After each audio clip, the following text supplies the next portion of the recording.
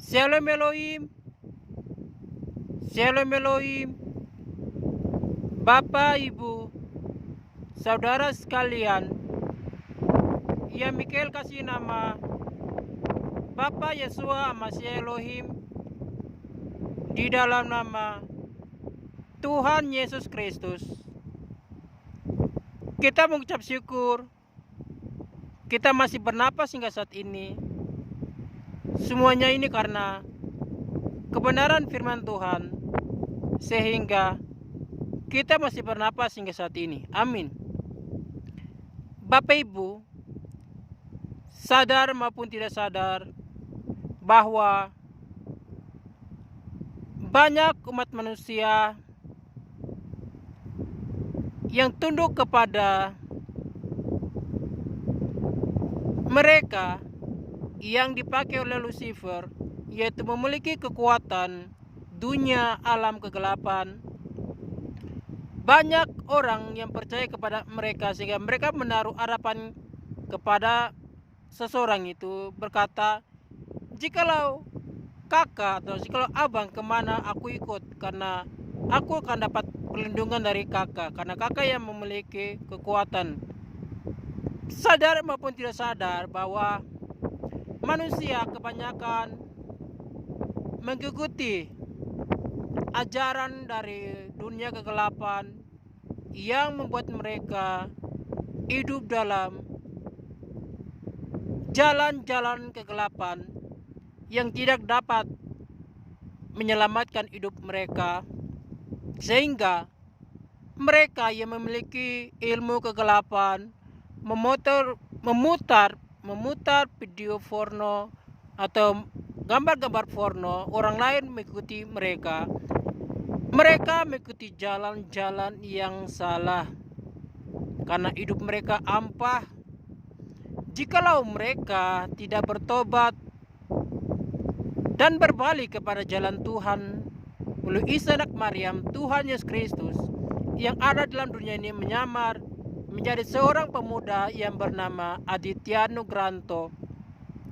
Itulah penyamaran Tuhan Yesus Kristus yang akan mengantar umat manusia masuk di dalam kerajaan 1000 tahun damai, yaitu mereka yang memiliki kerendahan hati dan mentaati 10 firman dan menjadi pelaku-pelaku firman Tuhan. Dalam arti, setiap saat mereka berjaga-jaga, pagi, siang, sore, malam, subuh, mengambil waktu di dalam beribadah mereka di dalam roh dan kebenaran. Sebab Bapa menghendaki mereka yang menyembah Bapa dalam roh dan kebenaran. Sebab Bapa, Anak, dan Roh Kudus adalah roh. Barang siapa menyembahnya harus menyembahnya dalam roh dan kebenaran. Amin. Sadar maupun tidak sadar umat manusia pada saat ini, ketika roh ilahi, yaitu roh Bapa Yahweh, berada di dalam diri Pak Eman Lahoge, dan roh Tuhan Yesus Kristus berada di dalam diri Pak Aditya Nugranto, dan Roh Kudus, roh kebenaran yang menyingkapkan pekerjaan-pekerjaan Bapa Anak begitu di dalam dunia ini, yaitu Roh Kudus atau roh kebenaran berada di dalam diri Ibu Fei Hamdani, yaitu roh kebenaran yang mengajarkan tentang pekerjaan-pekerjaan Bapa, pekerjaan-pekerjaan Tuhan yang tidak dapat diselami dipikirkan oleh manusia logika, sebab manusia logika mengandalkan agama mereka. Sebab di dalam gereja atau di dalam pengajaran-pengajaran mereka, sadar maupun tidak sadar, kebanyakan manusia dipakai oleh Lucifer sehingga mereka saling menyerang satu sama yang lain. Sadar maupun tidak sadar bahwa Bapa, Anak, dan Roh Kudus tidak pernah mengajarkan tentang agama. Sebab di dalam kerajaan surga tidak ada agama. Di dalam kerajaan surga firman yang berkuasa. Itu sebabnya Bapa, Anak, dan Roh Kudus mengajarkan tentang pertobatan di dalam dunia ini. Dunia ini adalah dunia tipu-tipu. Janganlah manusia tunduk untuk mengikuti Lucifer yang adalah bapa segala pendusta. Janganlah engkau mengejar kekayaan-kekayaan duniawi. Kekayaan-kekayaan duniawi bersifat sementara. Alangkah baiknya kekayaan duniawimu itu engkau berbagai kasih kepada sesama manusia. Sebab ada dua hukum yang terbesar dalam kebenaran firman Tuhan, yaitu kasihilah Tuhan Allahmu dengan segenap hatimu, dengan segenap jiwamu, dengan segenap akal budimu, dengan segenap kekuatan, dengan segenap apa yang kau memiliki, dan kasihilah sesama manusia seperti dirimu sendiri. Artinya kekayaanmu, jikalau engkau berbagi kepada sesama manusia dengan ketulusan hati, maka engkau akan dapat kekayaan surga yang begitu melimpah-limpah. Selagi masih ada dunia masih berputar, kalau alam roh sudah berhenti, itu artinya selagi masih ada waktu engkau bertobat. Bertobat pagi, siang, sore, malam, subuh, setiap saat. Melepas segala pengampunan dosa baik di dalam dirimu dan kepada orang lain. Sehingga kuasa kegelapan Lucifer tidak mudah untuk menguasai engkau, karena engkau berada di dalam kasih karunia dari Tuhan Yesus Kristus. Oleh sebab itu, manusia harus melepas segala pengampunan dosa, terutama angku rohani, angku jasmani. Sombong bukan main. Kehangkuan itu yang membuat hatimu tinggi hati, yang membuat engkau tidak dapat menyelamatkan engkau, karena engkau ikuti dunia. Lucifer adalah dunia tipu-tipu. Agama tidak dapat menyelamatkan engkau, tapi imanmu yang kepada Isa anak Maryam Tuhan Yesus Kristus yang dapat menyelamatkan engkau. Amin. Itu sebabnya selagi masih ada saat ini, berjaga-jaga engkau semua, bangunlah mesbah doa setiap saat, beribadah dalam roh dan kebenaran. Sebab Bapa menghendaki penyembah yang benar dalam roh dan kebenaran. Saat ini kemuliaan Tuhan ditambah lebih dahsyat kepada setiap orang yang mengikuti kehendak Tuhan. Janganlah engkau angku rohani, angku jasmani, tapi bertobatlah setiap saat. Selidikilah hatimu. Kalau jika hatimu bengkok, perbaikilah dia dengan ambil tindakan pertobatan, berpuasa, baca kebenaran firman, berdoa di hadapannya, maka apapun dosamu merah sekermisi akan menjadi putih seperti bulu domba atau bulu salju. Oleh karena itu, selagi masih ada waktu, berdoa dan berjaga-jagalah, karena dunia Lucifer saat ini adalah dunia yang menarik hati manusia mengikuti kuasa kegelapan, sadar maupun tidak sadar manusia terjemus ke dalam hawa nafsu. Jangan lupa bangunlah mesbah doa setiap saat, karena mesbah doa itu yang menghubungkan engkau sama Tuhan. Jikalau engkau terhubung sama Tuhan, Bapa, Anak, dan Roh Kudus, selubung yang ada di matamu itu dosa akan dicabut, dihapus, dan engkau bisa mengerti pekerjaan-pekerjaan surga itu super dahsyat. Amin. Bapak Ibu teman-teman sekalian, tadi Mikael mendapat penglihatan bahwa silam ada dua manusia di dalam dunia ini. Ada dua manusia di dalam dunia ini, yaitu mereka yang taat kepada 10 firman dan mereka yang tidak taat kepada 10 firman. Mereka yang taat akan 10 firman, yaitu nama-nama mereka yang terus berkehidupan, entah itu akan terjadi di dunia ini atau dunia akan mendatang, atau sudah terjadi, biarlah semua terjadi sesuai kehendak Bapa. Amin. Itu di mana Mikael menyampaikan bahwa kenapa Mikael diturunkan Bapa dari surga menjadi orang Papua, dan Bapa berpesan bahwa ada bulu, yaitu bulu kemarin ada di sini Mikael sudah lepaskan. Itu satu bulu yang menunjukkan bahwa engkau adalah orang Papua dan kulitmu akan warna hitam, dan banyak orang akan tidak suka sama engkau jikalau engkau menyampaikan kebenaran firman, dan jikalau engkau mencari seseorang untuk menjadi pendamping hidupmu, engkau susah mendapatkan karena engkau dipakai Bapa. Itu sebabnya Bapa menyampaikan kepada Mikael bahwa manusia, orang Papua dapat memanggil ikan, yaitu mereka ambil ikan tapis Setelah mereka bakar, mereka isi kantong dan mereka simpan, bawa ke laut, akan panggil ikan akan datang. Tetapi biarlah semua itu terjadi kehendak Bapa. Dan juga Mikael melihat bahwa setelah itu Mikael bertanya kepada Bapa, dan Bapa sampai kepada, Mikael, engkau terlalu banyak bertanya terus.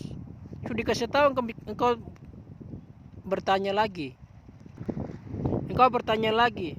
Dan Bapa menyampaikan seperti sebagaimana yang Mikael dapat penglihatan itu. Dan juga Mikael tiba-tiba melihat Mikael ada di atas pesawat terbang dari sini ke Kalimantan. Dan Mikael di atas, Mikael tidak jatuh. Mikael melihat pemandangan di atas pesawat ke bawah. Dan diputar lebih dalam lagi, Mikael melihat bahwa silsilah dunia ini dahulu manusia memiliki satu pulau, yaitu pulau besar, itu Pulau Papua. Pulau Papua dan Indonesia memiliki dua pulau yang terbesar sejarah rahasia alam roh, yaitu Pulau Papua sama Pulau Kalimantan. Pulau Papua sama Pulau Kalimantan. Kenapa sampai terjadi Pulau Papua dan Pulau Kalimantan? Semua diciptakan oleh Tuhan dahulu adalah satu, tetapi karena kehangkuan manusia, hingga terjadilah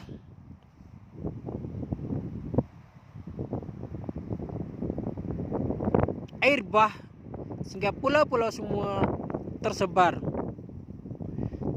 jika berdiri di dalam dunia ini, yaitu Pulau Papua sama Pulau Kalimantan. Tetapi semenjak berputarnya waktu, manusia membangun Menara Babel yang dipimpin oleh pimpin mereka jadi Nimrod. Dahulu manusia memiliki satu bahasa, tetapi oleh karena kesombongan mereka mencari nama supaya terkenal dunia, Bapa mengubah pikiran mereka sehingga Menara Babel yang mereka bangun tidak sampai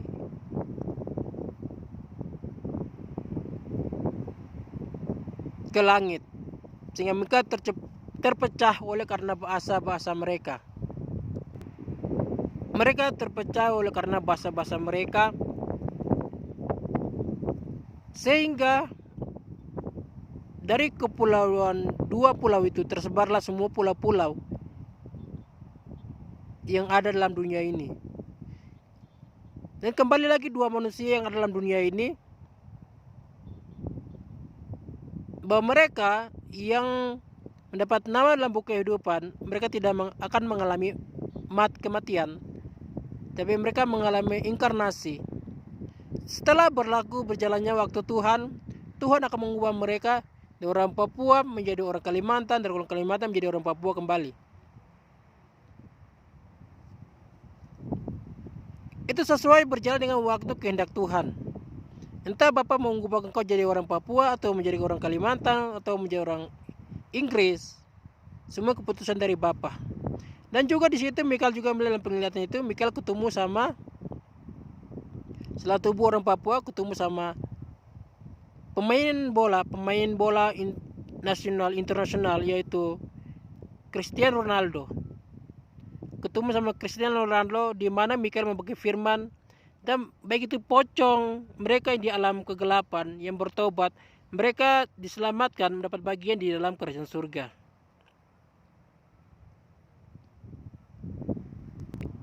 Dan setelah silsilah di mana manusia yang ada di Papua dahulu, manusia kawin sama kasuari, burung kasuari. Itu sebabnya Pulau Papua ada pulau burung kasuari. Setelah mereka menikah, manusia mendapat anak dengan satu jalan, ia harus memotong kasuari punya leher, dan darahnya dia minum, dan akan mendapatkan anak. Dan juga berputarnya waktu di mana Mikael dari tubuh orang Papua menjadi orang Kalimantan. Ada pernakan, begitu ada pernakan